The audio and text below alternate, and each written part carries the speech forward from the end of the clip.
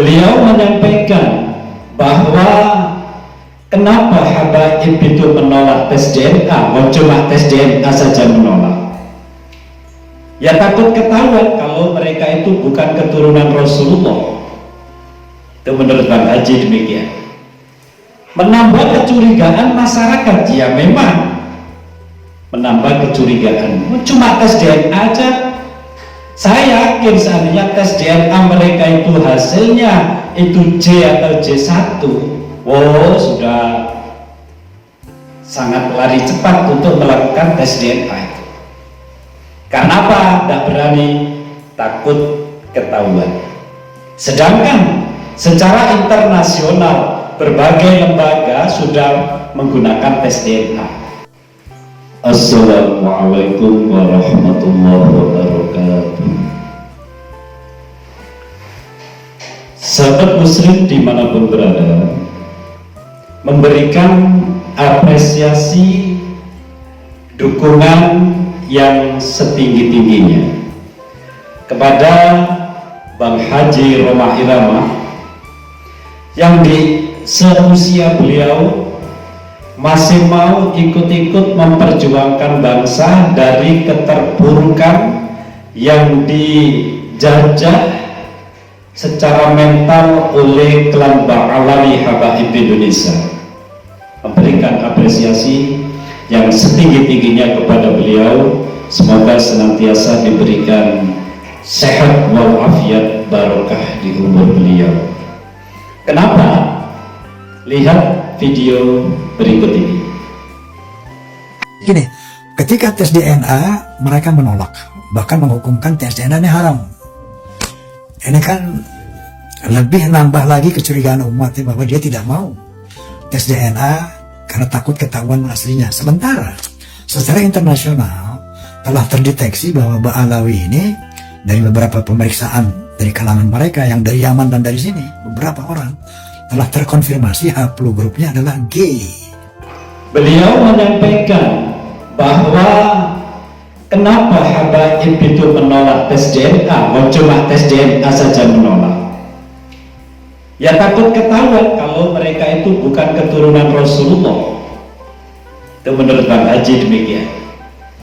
Menambah kecurigaan masyarakat, ya memang menambah kecurigaan. Cuma tes DNA aja. Saya yakin seandainya tes DNA mereka itu hasilnya itu J atau J1, wow, sudah sangat lari cepat untuk melakukan tes DNA itu. Karena apa? Tidak berani, takut ketahuan. Sedangkan secara internasional berbagai lembaga sudah menggunakan tes DNA, termasuk klan Ba'alawi. Secara internasional banyak yang melakukan dan memang haplogrupnya itu adalah G, Yahudi. Sementara keturunan Nabi adalah haplogrupnya adalah J1. Ini diskursus yang internasional loh, bukan diskursus nasional gitu. Ini sudah menjadi bahasan dunia dan sudah terkonfirmasi bahwa haplogrup yang namanya Ba'alawi ya, itu G. Dan haplogrup daripada Wali Songo itu J1. Itu sudah terkonfirmasi. Kenapa Yahudi?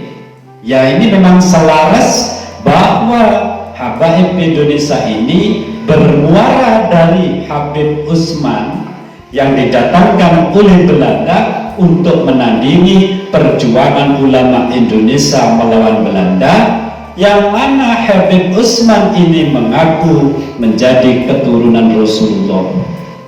Saya tidak benci, saya lagi memaparkan sejarah. Memang Habaib dari Hadramaut yang mendatangkan Belanda, bukan karena benci, fakta sejarah. Sampean jangan tersinggungan.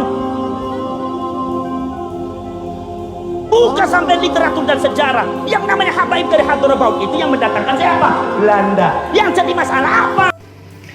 Akhirnya ini dibuktikan dengan hadirnya Jenderal Ahmad Yani. Jenderal Ahmad Yani menanyakan kepada para ulama, apakah Habaib ini keturunan Rasulullah? Ya, tentunya jawabannya adalah tidak. Sebagaimana video berikut ini. Apa keperluannya Ahmadiyani yang diperintahkan oleh Bung Karno ke Buntet menemui para sesepuh kiai yang ada di Buntet, termasuk Mustasyar NU? Jenderal Ahmadiyani menyampaikan salam pertama kepada para sesepuh para kiai yang ada di Buntet, salam dari Bung Karno. Terus kemudian yang kedua, tujuannya beliau Ahmadiyani ini atau Jenderal Ahmadiyani diperintahkan untuk bertanya kepada para kiai sesepuh yang ada di Buntet oleh Bung Karno. Apa yang ditanyakan? Beliau diperintahkan untuk bertanya, apakah para habaib itu keturunan Nabi, para kiai? Nah, ditanya kan begitu. Nah, ketika Jenderal Ahmadiyani menanyakan kepada para sesepuh, apakah para habaib ini keturunan Nabi, maka dijawablah oleh para kiai, bukan. Nasab mereka bahkan tidak tersambung. Ya, ini sudah terjadi nih 1960. Ini adalah hasil dari sejarah-sejarah yang intinya bekas-bekas perjuangan dari anak bangsa Indonesia yang menunjukkan bahwa habaib klan Ba'alawi ini adalah orang-orangnya Belanda atau antek-antek Belanda. Sebab apa? Genetik mereka, Habib Usman CS atau klan Ba'alawi Indonesia, habaib Indonesia, genetiknya sama dengan orang-orang penjajah Belanda tersebut, yaitu berhaplogrup G, orang-orang Yahudi. Usut punya usut, ternyata Belanda yang menjajah Indonesia itu genetikanya sama dengan Ba'alawi, dengan habaib. Apa genetikanya adalah Yahudi. Profesor Dr. Sunu Bogroño yang mengaku dirinya adalah Haji Abdul Ghafur, termasuk Vanderbilt yang suka mengacak-acak sejarah Indonesia, itu ternyata genetika Yahudi. Dan Ba'alawi itu Yahudi adalah merupakan genetika Yahudi dari Hadramaut. Ini kemudian yang dibawa oleh Belanda, di framing bahwa mereka adalah cucunya Rasulullah. Indonesia masyarakatnya dibohongi semua oleh Belanda sampai detik ini, susah turun kate. Nah, sehingga tindakan mereka itu, habaib klan Ba'alawi di Indonesia ini, hanya seperti melanjutkan penjajahan dengan metode tanpa perang. Metodenya tanpa perang, tapi menguasai secara pelan-pelan. Dan itu berhasil dengan membuat makam-makam palsu, dengan bercerita-cerita doktrin, mempengaruhi pribumi Indonesia yang saat ini dikatakan muhibbin. Ini ya orang-orang Nahdliyin. Setelah mereka dikuasai, yang mereka ini akan membela habaib mati-matian atau berani mati. Kenyataannya banyak yang mati demi habaib.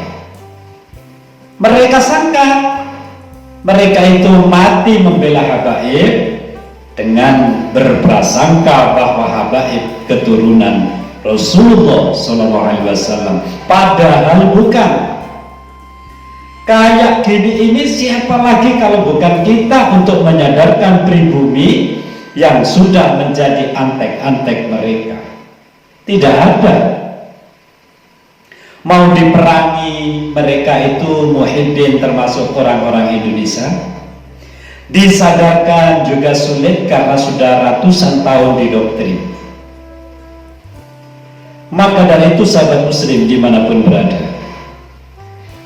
marilah kita sadar, bukan hanya masalah nasab yang dilakukan oleh habaib, bukan hanya masalah nasab yang tidak jelas secara tes DNA, haplogrupnya adalah Yahudi.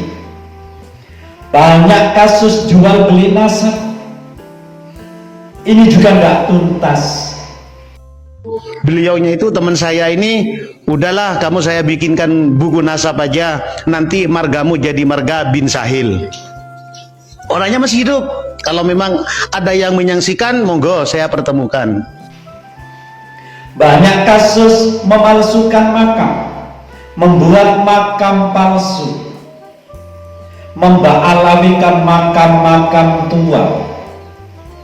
Untuk apa mereka lakukan ini?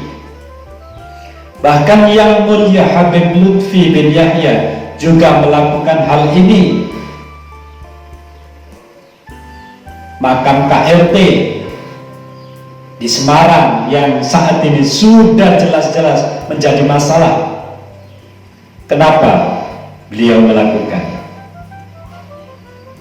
Dan juga banyak pemalsuan silsilah di Torekoh. Kenapa dilakukan?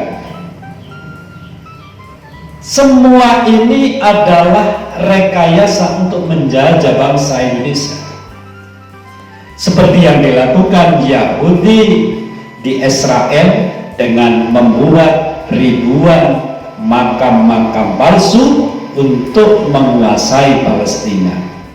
Apakah kita mau anak cucu kita seperti nasibnya seperti Palestina? Satu, yang melakukan itu adalah genetikanya sama. Zionis genetikanya Yahudi Askenazi, Ba'alwi juga Yahudi Askenazi. Modusnya juga sama, memalsukan makamnya sama, mengklaim sejarahnya sama, membelokkan sejarah sama.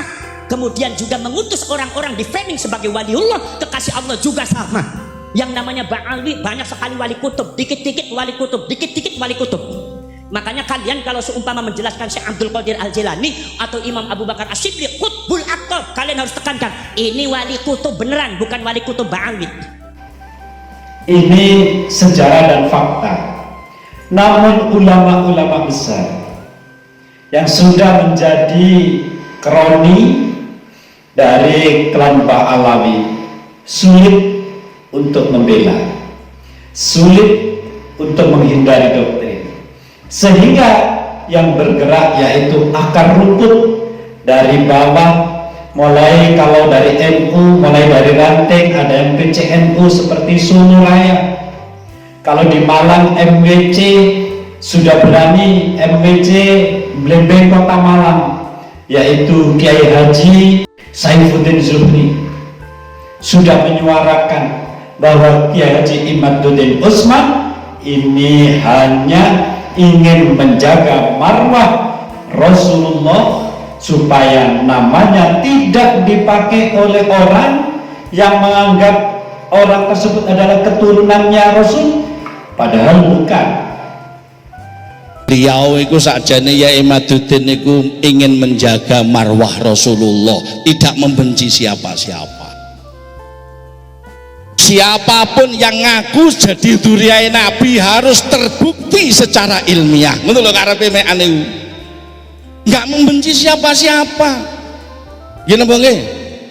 Lah awake dhewe mbiyen ngakoni Habib itu duriah Rasul menggil jarene. Inilah fakta sejarah, fakta kejadian yang ada di Indonesia saat ini. Dan endingnya banyak sekali ending atau hasil dari perbuatan klan Ba'alawi kepada pribumi Indonesia. Hasilnya adalah mereka akan menjadi tumbal, menjadi korban atau eksploitasi, menjadi korban eksploitasi.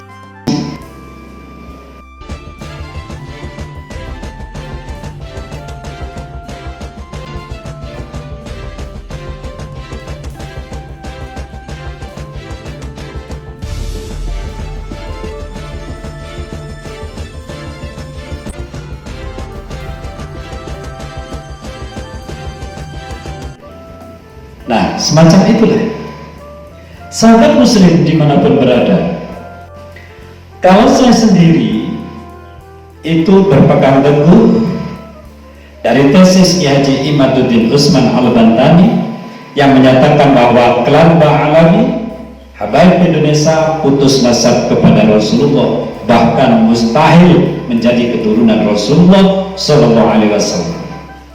Siapapun dari klan Ba'alawi habaib Indonesia harusnya menjawab tesis tersebut. Tunjukkan kitab nasab yang sezaman di abad ke-4 sampai 9 yang menyebutkan nama Ubaidillah.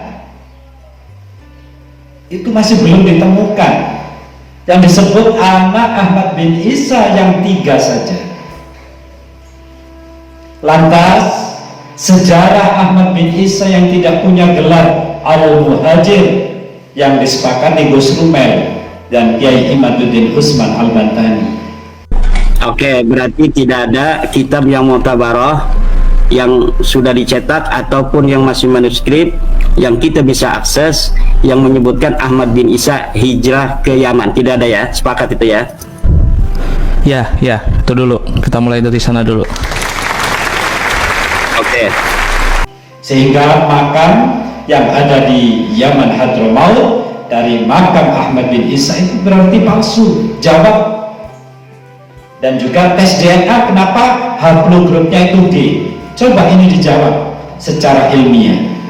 Kalau bisa menjawab, tentu saja siapapun dari orang-orang muslim, terutama orang Nahdiyin atau Muhibbin di Indonesia, wajib mengikuti apabila bisa menjawab tesis Kiai Haji Imaduddin Usman Al-Bantani. Tapi kalau tidak bisa, ya tesis Kiai Haji Imaduddin Usman Al-Bantani wajib dijadikan pedoman bagi orang-orang yang mengaku keturunan Rasulullah. Wajib tes DNA dulu. Sebab apa? Kalau tidak tes DNA, berarti mereka ini dicurigai, takut ketahuan kalau bukan keturunan Rasulullah SAW. Sejak zaman Rasulullah sampai hari ini, banyak yang mengaku menjadi nabi, banyak yang mengaku menjadi keturunan nabi. Itu yang perlu jadi catatan. Wallahu muwaffiq ila aqwamit thoriq. Wassalamualaikum warahmatullahi wabarakatuh.